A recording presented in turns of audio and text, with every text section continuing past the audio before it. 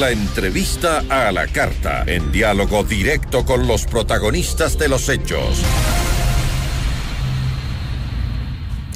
Nos acompaña a esta hora Ramiro Narváez, presidente de la Comisión de Soberanía y Seguridad de la Asamblea Nacional. ¿Cómo está? Muy buenas tardes. Gracias por acompañarnos.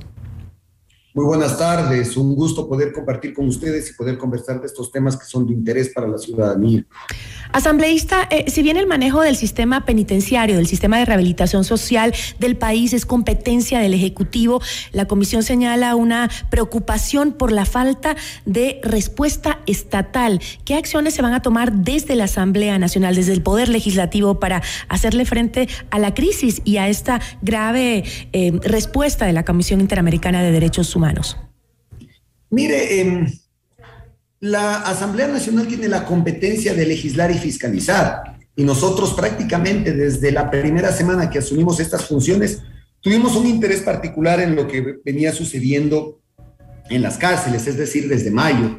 Eso llevó a que esta comisión realice un informe extremadamente amplio que lo hemos podido también compartir con ustedes en este programa. Un informe que diagnosticaba a todas las instituciones vinculadas al sistema de rehabilitación social y que establecíamos total en todo este proceso más de 127 recomendaciones para que pueda cambiar la realidad que sucede en las cárceles. Este informe, que fue aprobado por el Pleno de la Asamblea, fue entregado al Ejecutivo, entre otras organizaciones. Posteriormente, por la preocupación de las masacres, de las muertes que había en este espacio, la CIDH, la Comisión Interamericana de los Derechos Humanos, visitó el país. Nos pudimos reunir con ellos y entregamos el informe. Aquí, estimada Gisela, lo preocupante y lo grave, en primer lugar, es que este informe coincide en el 100% con el trabajo que hizo la Asamblea Nacional y con el informe que presentamos en el mes de noviembre del año pasado. Es decir,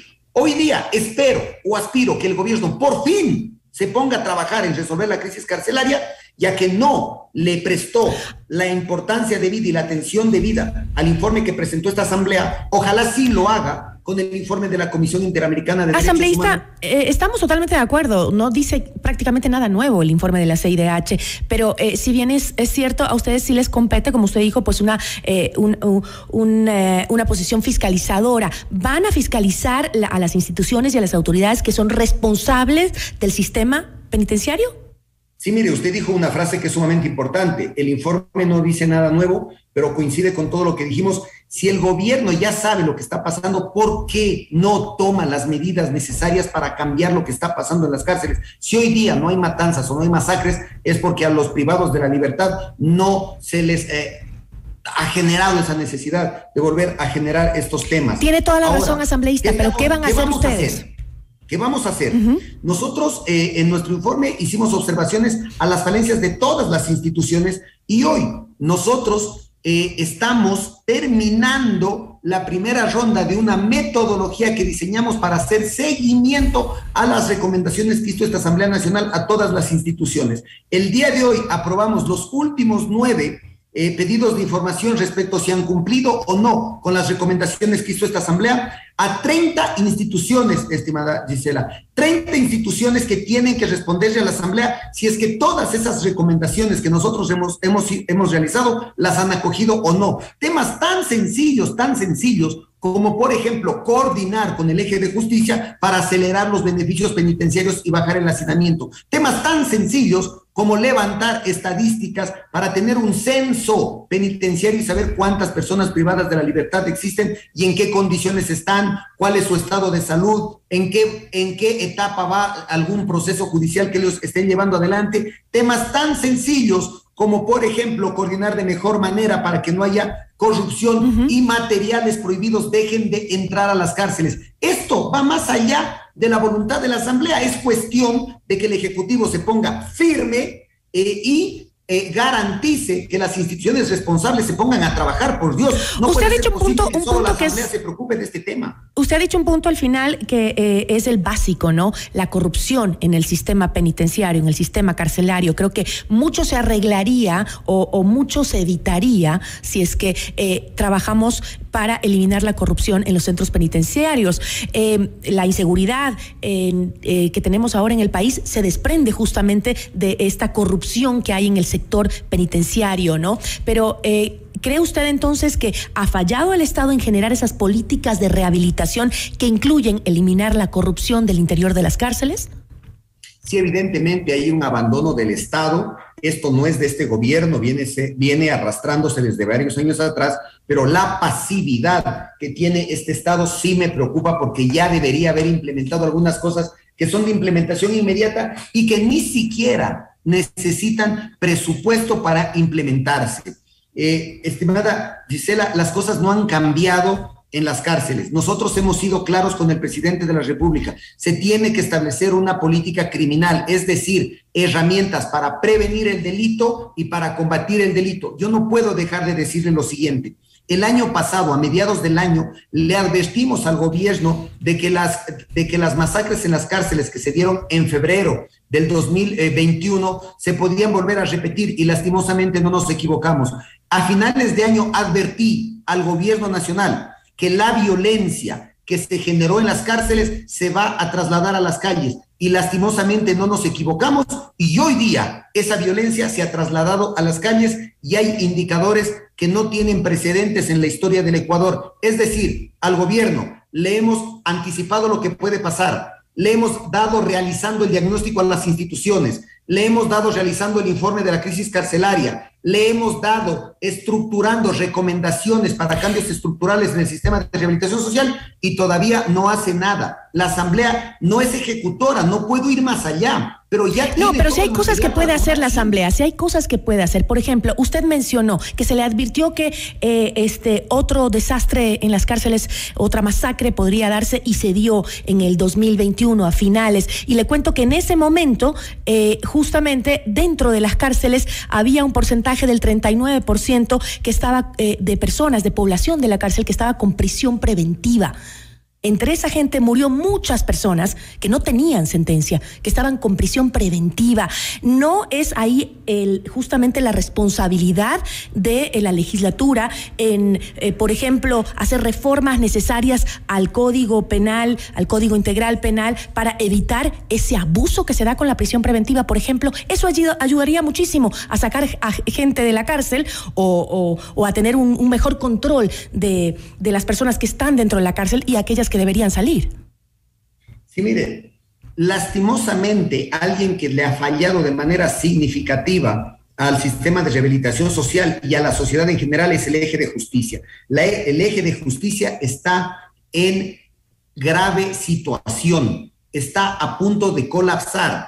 El abuso de la prisión preventiva nosotros lo denunciamos, y los ejes del sistema de justicia se resistían a aceptar que había un abuso de la prisión preventiva. Estimada Gisela, esto no se trata de leyes. El problema es que el eje de justicia no aplica las leyes. Por ejemplo, las medidas sustitutivas existen, pero hoy día hay una costumbre de que por cualquier tema envían a la gente a la cárcel sin que necesariamente sea un peligro para la sociedad, y esas personas que estaban ahí por juicio de alimentos, por tránsito, también fueron víctimas de la violencia. No necesitamos leyes para que no haya un abuso de la prisión preventiva. ¿Y no necesitan leyes tampoco, por ejemplo, para eliminar los obstáculos legales que existen para acceder a los beneficios penitenciarios?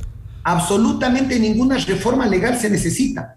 Lastimosamente, el eje de justicia no actúa, y nosotros hemos hecho también en este seguimiento a la metodología para exigir que las instituciones cumplan con su rol, hemos enviado los requerimientos de información al eje de justicia para que nos explique qué cambios han hecho en estos meses para evitar que las masacres se repitan. La mayoría de recomendaciones que nosotros hacemos, el 95% de las recomendaciones que hacemos, no necesitan ni presupuesto del Estado ni reformas legales. Es inaceptable que el organismo técnico, que el Ejecutivo no actúen de manera firme y concreta para ayudar a solventar esta crisis, que no es responsabilidad únicamente del Ejecutivo, y hay que decirlo así. Todos tenemos que participar en la solución, especialmente el eje de justicia. La Asamblea también tiene que participar. Por eso nosotros estamos llevando adelante varias reformas que van a fortalecer a las instituciones vinculadas al eje de seguridad para que puedan hacer de mejor manera su trabajo. Pero a mí me desespera la pasividad que tiene el Ejecutivo y sus representantes para afrontar esta crisis. La CIDH, y usted lo manifestó, ha hecho un diagnóstico que es similar, es casi idéntico al que hizo la Asamblea Nacional. Es decir, ya sabemos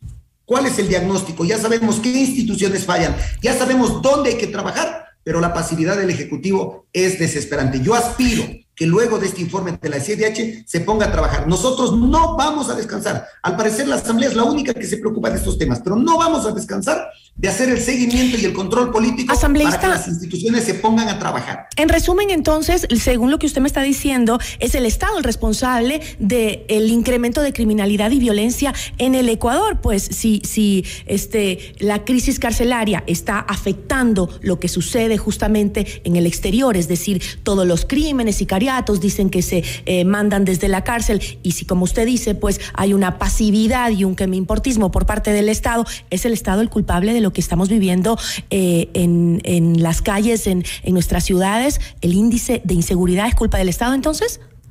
Sí, evidentemente el Estado tiene que tomar acciones para prevenir y combatir el delito. Por ejemplo, le doy uno de los ejemplos. Una de las leyes que la ciudadanía más ha demandado es el uso legítimo de la fuerza, la cual ya está lista. Estamos esperando que se convoque a una reunión que está suspendida por parte de la presidencia de la Asamblea, y se va a tratar ahí el uso legítimo de la fuerza. Luego hay 90 días para que pase al segundo debate, pero nosotros lo vamos a hacer en menos de un mes. Ahora, yo menciono esto porque las leyes por sí solas no cambian la realidad de lo que pasa en el país. Si la policía no tiene el presupuesto, si los policías no son entrenados y capacitados, si no se les entrega la dotación, si no hay patrulleros, si no hay instalaciones físicas para que ellos estén presentes en todo el territorio, si no hay una política pública que garantice combatir al crimen organizado y a la delincuencia común, no hay ninguna ley que pueda cambiar la realidad. Entonces,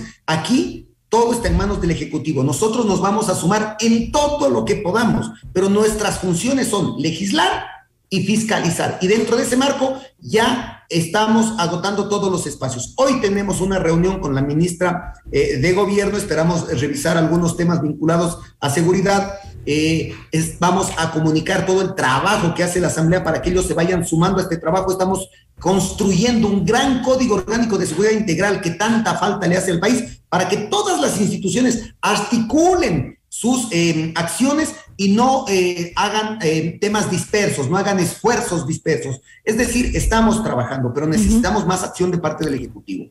Y la ciudadanía espera ya acción pronta, no solo del Ejecutivo, sino de todas las entidades del Estado que pueden aportar en el tema de seguridad. Asambleísta, le agradezco muchísimo. Muchísimas gracias, siempre estaremos a las órdenes. Al contrario, yo quedo agradecido con ustedes porque estos espacios nos permiten comunicar a la ciudadanía lo que viene haciendo la Asamblea Nacional y los requerimientos que tenemos de las otras instituciones del Estado. Este es un trabajo en equipo. La seguridad es una necesidad de todos los ecuatorianos. Da miedo salir a las calles, las muertes son diarias, pero necesitamos una acción más concreta del Ejecutivo. Así es. Le agradezco muchísimo. Una buena tarde. Ramiro Narváez, presidente de la Comisión de Soberanía y Seguridad de la Asamblea Nacional.